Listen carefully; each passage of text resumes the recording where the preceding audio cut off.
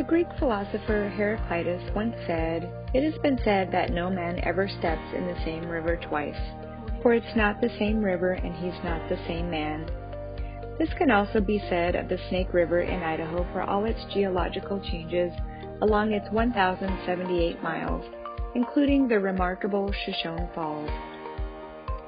Located between Twin Falls and Jerome counties, right outside the city of Twin Falls, Idaho, Shoshone Falls is one of the most visited sites along the Snake River.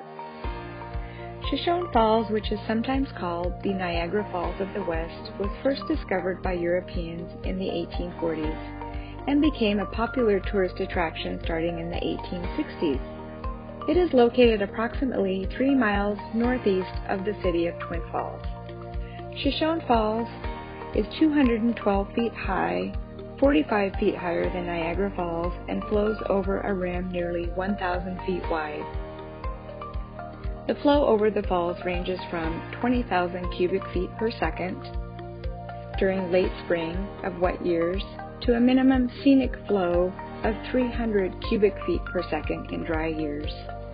Comparatively, Niagara Falls, which falls between the U.S. and Canada, is 167 feet high and 2,200 feet wide.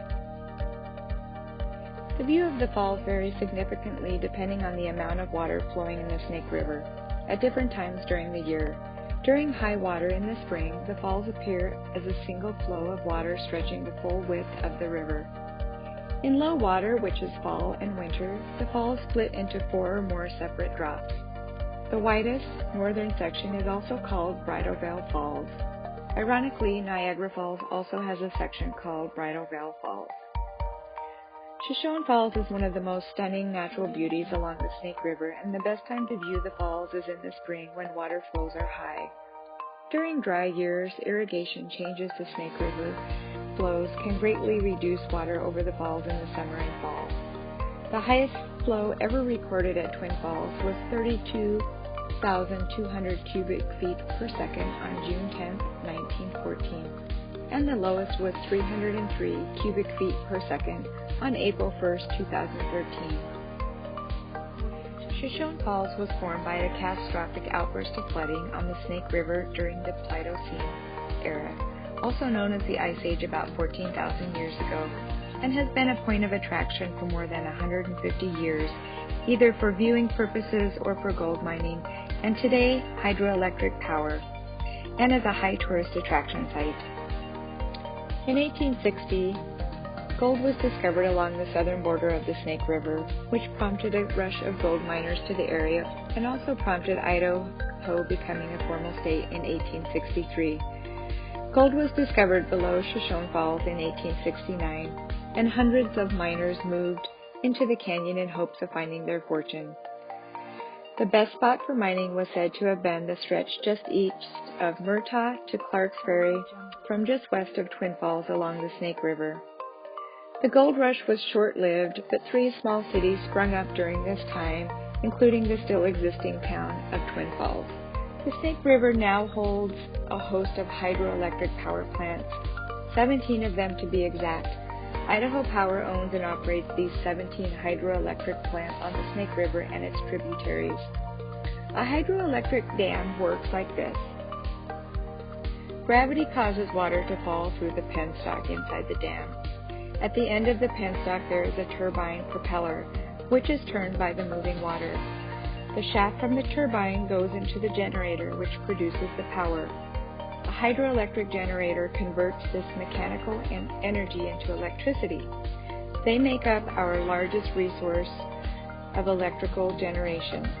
In 1907, Shoshone Falls was the first power plant in Idaho's Magic Valley.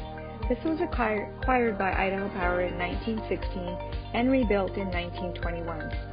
Shoshone Falls Power Plant is located on the Snake River near Twin Falls, Idaho, at river mile 614.7.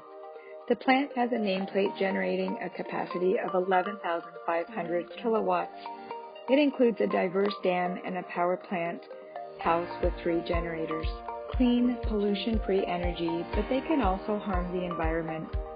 Species that use rivers to spawn are often hurt by dams. In the Northwest alone, sockeye salmon and trout populations have dropped from 16 million to 2.5 million since hydroelectric plants were built on the Columbia River. Dams all over the world have hurt some species.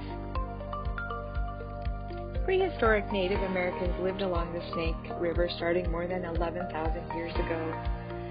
Salmon from the Pacific Ocean spawned by the millions in the river was a vital resource for people living on the Snake downstream of Shoshone Falls. By the time Lewis and Clark explored the area, the Nez Perce and Shoshone were the dominant Native American groups in the region. At one point, sign language used by the Shoshones representing in weaving baskets was misinterpreted to represent a snake, giving the Snake River its name. But it's also been rumored its name came from its snake-like shape. Over the decades, Shoshone Falls has held many places in history for attraction and survival. Today, it's still a popular tourist attraction while still being used for generating hydroelectricity.